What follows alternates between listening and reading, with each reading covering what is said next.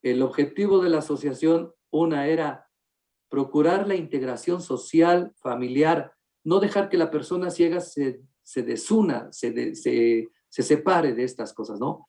Que se mantenga siempre interactuando.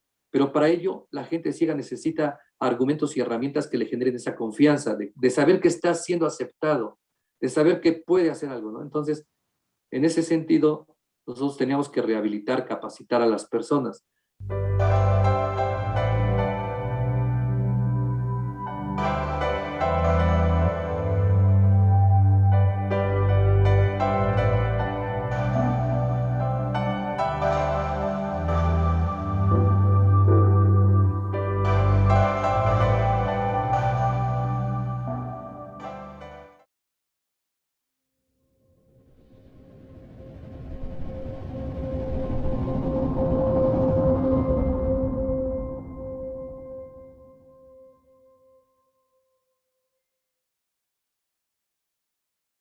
¿Qué tal? Muy buenas noches, noche de reporteras, noche de tener un encuentro con quienes redactamos las notas para la Jornada de Oriente. En esta ocasión les saluda su servidora Patricia Gutiérrez Rodríguez y en este día me da muchísimo gusto saludar a Alejandro Ramírez Campos, quien es presidente de la Asociación Cultural y Recreativa para Invidentes. Don Alejandro, bienvenido a este espacio de la Jornada de Oriente. Muchísimas gracias. Para mí es un honor acompañarte, Pati. Muy amable por la invitación. Gracias, al contrario. Invitamos a don Alejandro porque el pasado 3 de diciembre fue el Día Internacional de las Personas con Discapacidad y bueno, ¿quién mejor que él que lleva varios años, pues digamos, de activismo, de defender a las personas con discapacidad para que nos hable de la situación que enfrenta este sector de la población? No sé si nos pudiera comentar qué es lo que están viviendo en estos momentos. Digo, cada año regularmente se habla de que pues se enfrentan a situaciones de discriminación, a falta de oportunidades en el ámbito laboral, carencia a los servicios de salud, o falta de acceso a los servicios de salud. ¿Esto ha cambiado en el tiempo que usted pues lleva como presidente de la asociación? Mira, Pati, definitivamente yo creo que respondiendo esta pregunta muy interesante, nosotros estamos etiquetados en un grupo denominado percibido como vulnerable, de gente vulnerable. Creo que sí lo es, pero también dentro de este grupo de vulnerables, pues existe su diferencia como en cualquier casa, en cualquier familia, en cualquier persona. Hay gente que ha logrado tener trabajo y le ayuda mucho el entorno familiar, las relaciones que los vecinos tienen. Tiene que ver mucho si es ciego de nacimiento o es una persona que vio durante 50 años y que a lo mejor hace 2 años apenas perdió la vista. Cambia mucho esta situación porque hay gente que tiene nociones de un trabajo empírico, hay gente que es profesionista porque aunque haya perdido la vista, no perdió el título, ¿verdad? Entonces, pues eso hace diferentes a nuestro sector, pero realmente la gente que nace con esta discapacidad y que en la actualidad tiene 40, 45 años, está considerada al 100% como grupo vulnerable. Sí se ha percibido un cambio porque la verdad la asociación ha trabajado mucho para tratar de obtener algunos trabajos no seguros, es una realidad porque las empresas, el mismo gobierno no firma con los compañeros contratos en donde garantice las prestaciones de ley, ¿sí? Ok, Pero, y bueno, sí, adelante. pero seguimos trabajando, o sea, sí ha cambiado mucho en el aspecto de que nosotros hemos hecho algunos ejercicios de concientización con las escuelas. Es increíble que a veces los mismos maestros de educación especial no saben cómo tratar a una persona, en este caso ciega, ¿no? En las escuelas, cuando son integrados los compañeros a una escuela normal o regular de educación normal, entre comillas, pues los maestros no saben cómo concientizar al alumnado, ¿no? De la discapacidad de la persona ciega. Entonces es ahí donde nosotros entramos precisamente para ir a concientizar tanto al alumnado como a los maestros y a toda la comunidad de esa escuela, ¿no? ¿Sabe cuántas personas con discapacidad hay en el estado o cuando menos las personas que no pueden ver?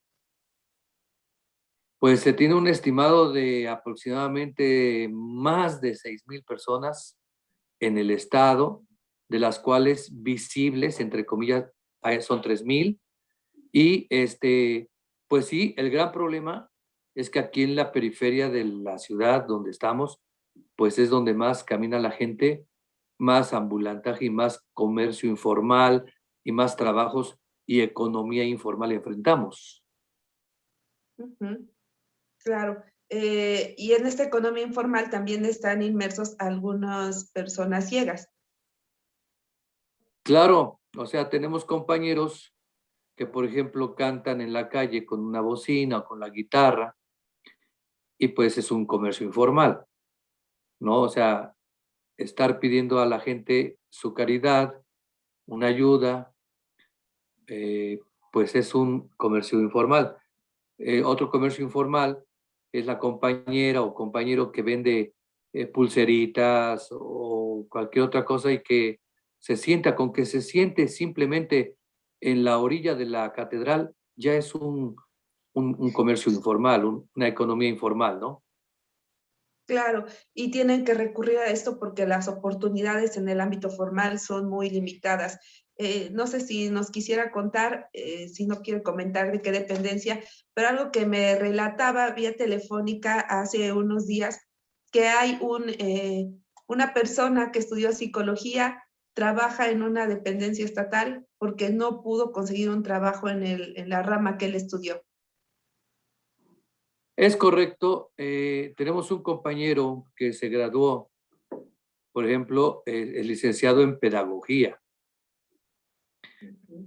Estudia en la UPAEP, termina su carrera, hace una tesis en beneficio de la conducta sexual de las personas con discapacidad visual y casi todos estábamos seguros de que su trabajo o la oportunidad laboral iba a ser una realidad en la misma escuela de ciegos donde él estudió su primaria, porque al haber solamente una escuela especial para este sector, pues casi todos era por un hecho, ¿no? Casi, ¿sabes qué? Pues si es ciego, si tiene lenguaje, tiene la forma de interactuar con sus compañeros, conoce la vida de una persona ciega, estudió pedagogía, hizo una tesis relacionada con ella en una prestigiada institución y todo, pues todo pintaba para ello.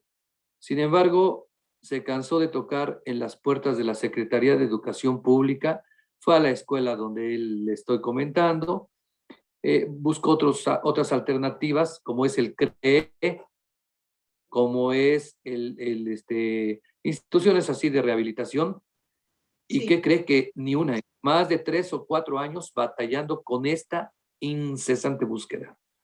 ¿Qué pasó? Que llega a nuestra asociación y entonces aquí se le proporciona un curso de locución. Ese curso de locución permite que le conociéramos otras habilidades como es la memoria auditiva, la memoria como datos, la memoria o sea, de todo aspecto, ¿no? Con una excelente memoria. Por ejemplo, le voy a explicar.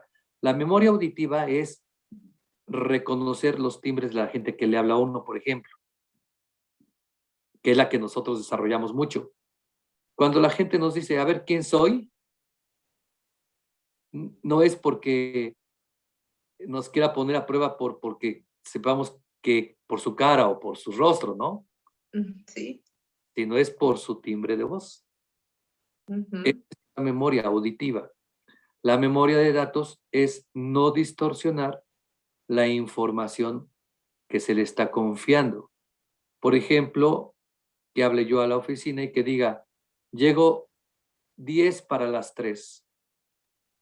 Él tiene que decir exactamente, habló el profesor Alejandro que llega 10 para las 3. Si él dice que llegaba un poco antes de las 3, o no me acuerdo, pero algo me dijo de las 3, entonces ya no existe esa memoria de datos, ¿no? Entonces, observamos en él estas cualidades, estas habilidades, y entonces participamos en aquel entonces, le estoy hablando de hace 14 años, participamos en un programa cuando había esto de Cedesol, Sí. en el cual ganamos el primer lugar y pudimos instalar una cabina dentro de la misma asociación que se tituló el proyecto Radiocomunicólogos Invidentes. Ok. Este programa permitió que fuera una cabina de preparación, de entrenamiento, de capacitación.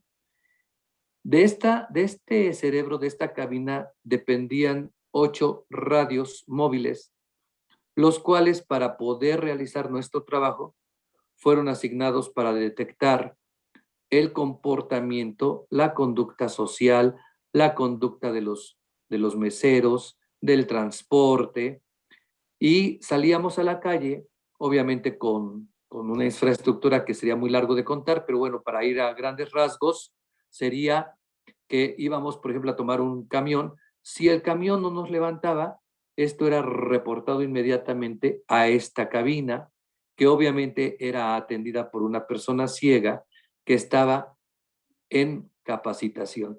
Muchas veces ellos no lo sabían para que no generara nerviosismo o desconfianza o inseguridad, pero sí me daba a mí el termómetro de poder calificar quiénes eran los más audaces en este sentido. Entonces percibimos que él tenía estas habilidades, tanto de reconocer voces, como de guardar datos, como de escribir braille, como de grabar en un dispositivo diferentes reportes. Y cuando llega la oportunidad, porque yo tuve la gran oportunidad de haber sido un amigo del anterior secretario, y sí quiero decir su nombre, porque digo, alguien que te da la oportunidad y que te incluye, hay que decir su nombre, ¿no? El licenciado Rómulo Arredondo me dio la oportunidad de poder recomendar a esta persona. Entonces, aquí, pues las cosas son muy tristes y muy diferentes. De un gran y prestigiado profesionista, y a lo mejor hasta hubiera sido un buen maestro, terminó siendo un radiooperador de el departamento de quejas de la ST, que no es un trabajo indigno, que no es un trabajo malo, que no es un trabajo vergonzoso, pero el compañero se había preparado para otra situación. Me gustaría ahora preguntarle qué es lo que ustedes esperan de las autoridades, puesto que por años, usted también me comentaba vía telefónica, que regularmente recurren ustedes los candidatos para mostrarse pues muy sensibles hasta hacia las personas con discapacidad, pero al llegar al poder, pues simplemente en la mayoría de los casos se olvidan de ustedes. Sí, es triste reconocer ello, ¿no? Creo que este sector causa una cierta, no sé si un cierto sentimiento ante la sociedad cuando alguien te toma en cuenta, pues lo vemos, ¿no? Cuando hay un video de alguien que te muestra un escenario de dolor, de tristeza, pues te sensibiliza, ¿no? Y a veces ese sentimiento ha existido en nosotros, que nos jalan, nos invitan, nos acarrean y nos invitan y todo esto porque la sociedad nos ve con cara de desconocimiento, con cara de a veces angustia, con cara de no saber qué hacer. Cuando alguien de repente te invita y te anda exhibiendo, te anda diciendo que va a trabajar, que genera muchos puntos, ¿no? Es una bandera que genera mucha, pues, mucha sensibilidad. Sí. Pero para ello, Pati, te quiero comentar algo. El pasado 3 de diciembre, como bien lo decías, se conmemoró el Día Mundial de la Discapacidad. En el Parlamento del Senado ya fue invitado uno de nuestros compañeros, quien tuvo participación muy breve, pero la tuvo. ¿Y qué se está pidiendo? Se está pidiendo que el Congreso le recomiende al INE que en sus diferentes planillas, campañas, haya candidatos con discapacidad para que precisamente ellos vigilen que no se utilice a las gentes con discapacidad, sino que exista alguien desde el Congreso, llámese regidor, diputado, senador, con discapacidad que pueda vigilar y que pueda hacer las debidas pues, supervisiones porque no se juegue tanto con el problema, ¿no?, que se tiene de la visión, por ejemplo, en este caso. Por ejemplo, yo en lo personal fui invitado con la licenciada Blanca Alcalá, cuando ella fue presidenta municipal, fui invitado a ser regidor suplente, es decir, ni siquiera propietario, fui suplente, pero al ser suplente simplemente se escuchaba mi voz, aunque no tenía yo mucha voz y mucho voto, se escuchaba mi voz. Y tú lo puedes verificar como en el 2008, que fue la licenciada presidenta municipal, y darme la oportunidad de que se escuchara mi voz, fue cuando se empezaron a implementar las huellas podotáctiles de las banquetas, guía para bastones de ciegos, todas las placas en braille de las esquinas que la tienen, todas las reseñas en braille de monumentos, iglesias y escuelas antiguas, y algunos semáforos que fueron instalados con dispositivos audibles. ¿Qué quiere decir eso? Que sin tener un puesto de gran categoría, si te escucha tu presidente municipal o tu gobernador y tú estás incluido ahí dentro de esa planilla, entonces sí se atienden las necesidades del sector al que nos estamos refiriendo. ¿Qué necesidades precisamente son las más apremiantes en este momento? Infinitas. La verdad es que son infinitas. Ante el ayuntamiento o dependiendo del ayuntamiento, mantenimiento a las banquetas. Que se recorten y se poden constantemente las ramas de los árboles, ramas grandes, ramas peligrosas, puntiagudas en muchos de los casos, en donde nos arañamos la cara. No permitir que se instalen obstáculos en medio de las calles, como postes, alambres de estos que a veces son inclinados, porque el bastón pasa libremente, pero nosotros a veces nos andamos degollando, ¿no? Literal. Sí, sí, sí. No permitir que se instalen botes de basura por quiera. Retirar casetas telefónicas que ya no tienen ni una utilidad y solamente son cascarones que yo creo que hasta, no veo, pero yo creo que hasta le dan una mala imagen a la ciudad. Recuperar las tapas de los registros que la gente, pues desafortunadamente, se roba. No dejar que la gente use motos, bicis arriba de la banqueta, mucho menos que pongan rampas provisionales, improvisadas. En los estacionamientos de farmacias, de gasolineras, de talleres automotrices y otro tipo de lugares, poner una pequeña cejita, un bordecito que delimite que hasta ahí puede uno llegar, porque a veces como no sentimos nosotros en dónde estamos, sin querer nos vamos introduciendo a áreas peligrosas, como el estacionamiento, y luego la gente para atrás no nos ve. Cuando nosotros sabemos que es un estacionamiento, es muy difícil para una persona ciega total conservar una línea completamente recta. O te vas hacia la calle o te vas hacia adentro del estacionamiento o del área que estamos mencionando, gasolinera o lo que sea. Eso se llama infraestructura y ahí hace mucha falta hacer muchas cosas.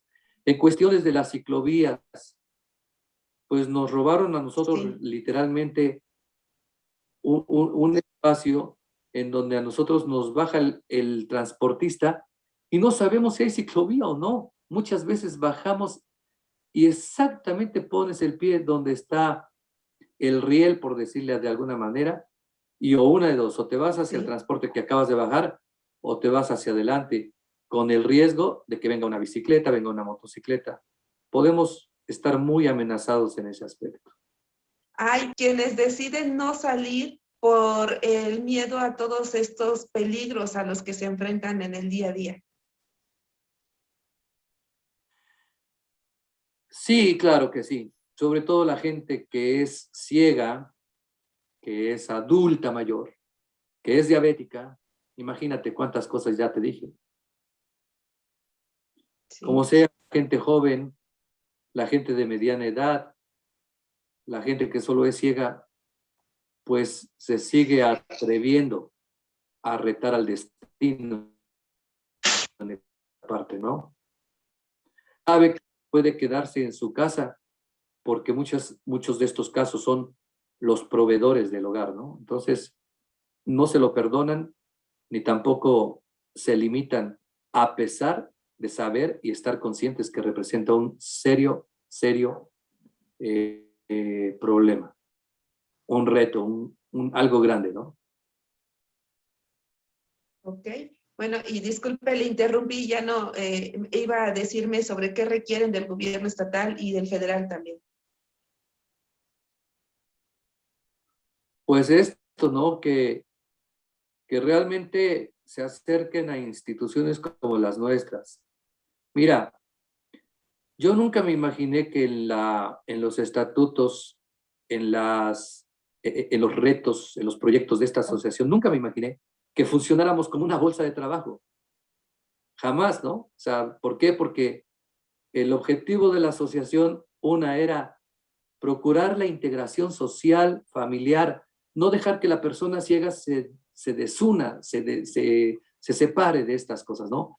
Que se mantenga siempre interactuando. Pero para ello, la gente ciega necesita argumentos y herramientas que le generen esa confianza, de saber que está siendo aceptado, de saber que puede hacer algo, ¿no? Entonces, en ese sentido, nosotros teníamos que rehabilitar, capacitar a las personas.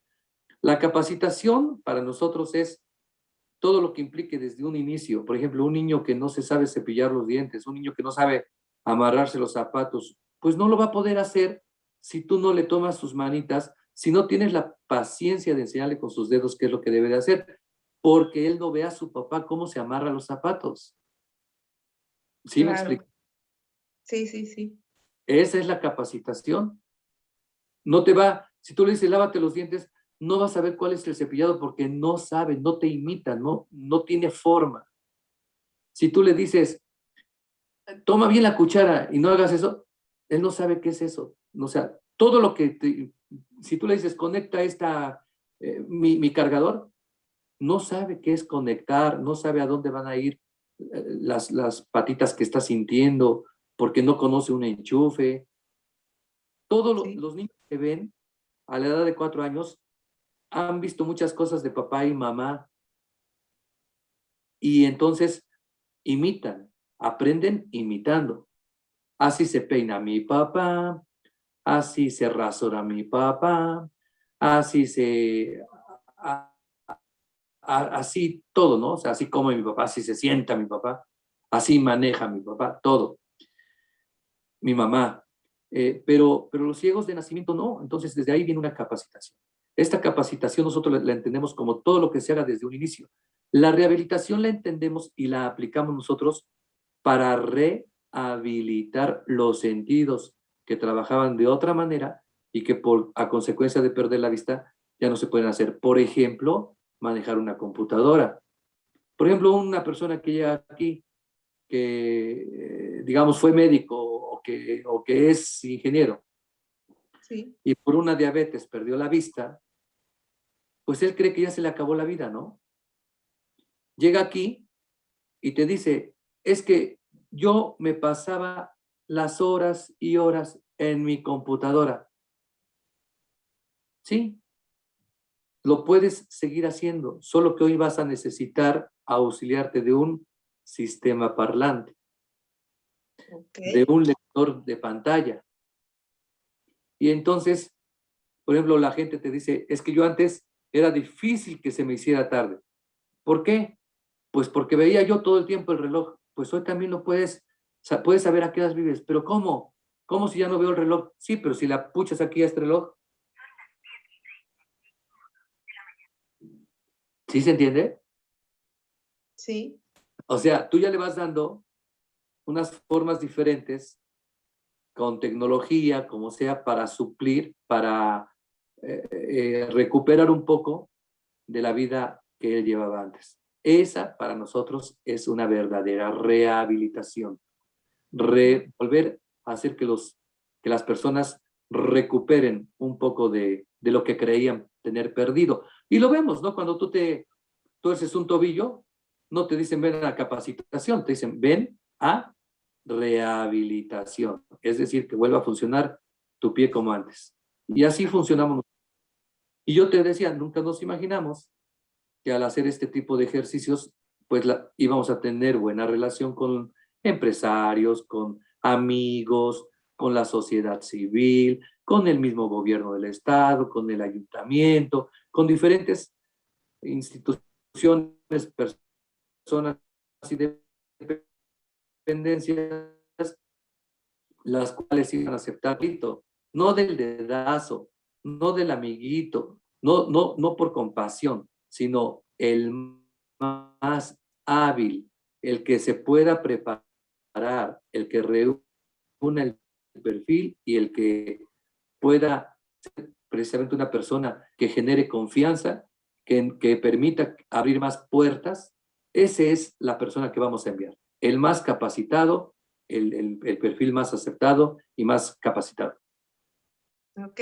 Bueno, y por último le preguntaría a nivel legislativo, ¿qué es lo que necesita la población que es ciega? Pues precisamente que se den más facilidades, una para la movilidad, tanto física como de transporte, es decir, que estas placas que se colocan en los automóviles para poderse estacionar en lugares que le llaman de discapacidad, pues sean pues realmente aprovechados por estas personas, porque a veces ves otros carros que no están con placas de discapacidad. Otra, que en todos los lugares y sectores donde se ofrezca un servicio público, pues haya una persona encargada de atender a esta población y debidamente capacitada. Porque a veces tú te acercas a un cajero de algún banco a hacer tu pago del gas y resulta que te dicen que es que yo no le puedo ayudar porque no puedo, porque si se le pierde un billete me vaya usted a culpar de que yo se lo robé. Si yo no le hago bien su pago, el día de mañana me van a correr a mí de mi trabajo. Te ponen muchos pretextos porque la gente no confía en sus habilidades, no confía en lo que se ha preparado. Si tú llegas a un supermercado a hacer tus compras como persona sola, no hay un elemento ahí que el gerente le designe la tarea de acompañarte. Finalmente eres un consumidor, veas o no veas. Te tienes que bañar, necesitas champú, necesitas jabón, tienes que comer, necesitas comprar tu carne, tu huevo. O Claro. sea, pero luego de repente te dicen, es que ahorita todos están ocupados, regrese más tarde para ver si alguien lo puede acompañar. Es triste todo eso es muy triste, ¿no? Entonces, en todos los servicios públicos debe de haber una persona que tenga y que goce de toda la capacitación de las instituciones como estas, que le despierten una verdadera sensibilidad para que sepa cómo tratar, qué preguntar, cómo llevar, cómo explicar a una persona ciega lo que él requiere.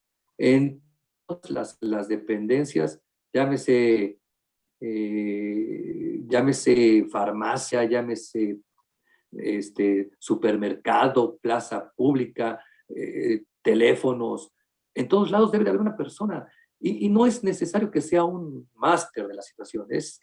¿Sabes qué? Yo lo propongo así. Debe de ser la persona más sencilla y más humilde del área laboral. Pues, don Alejandro, llegamos al final de la entrevista. Quisiera dar algún mensaje final, pues, a la población, a las personas que nos están viendo. Desde mi punto de vista, creo que lo que nos hace falta es empatía y, bueno, no sé si por ahí vaya su mensaje por último, por final, perdón. Claro que sí, obviamente. Sí, sí, digo, creo que ya me conoces. Sí, efectivamente. Una, que se acerquen a una persona ciega. Si lo ven en aprietos, si lo ven con dificultades, con cualquier necesidad, usted lo único que tiene que hacer es preguntar, ¿necesita ayuda? Esa es una. ¿Le puedo apoyar en algo? Son dos. No permita que la gente con discapacidad visual se muestre agresivo o ingrato con su acción. Todavía eso en nosotros, de este lado de la discapacidad, nos hace falta superar. Hay mucha gente que justifica estas acciones pensando que la persona está triste, enojada, porque no puede ver, porque quién sabe qué se sienta, y los perdona. En esta parte nos hace falta mucho a nosotros crecer, pero lo estamos haciendo, estamos trabajando en ello.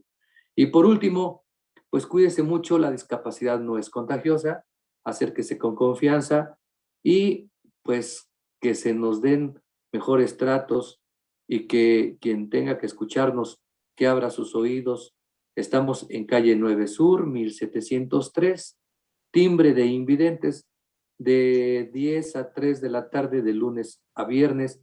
A partir del 20 de diciembre ya no, sino hasta mediados de enero, Claro.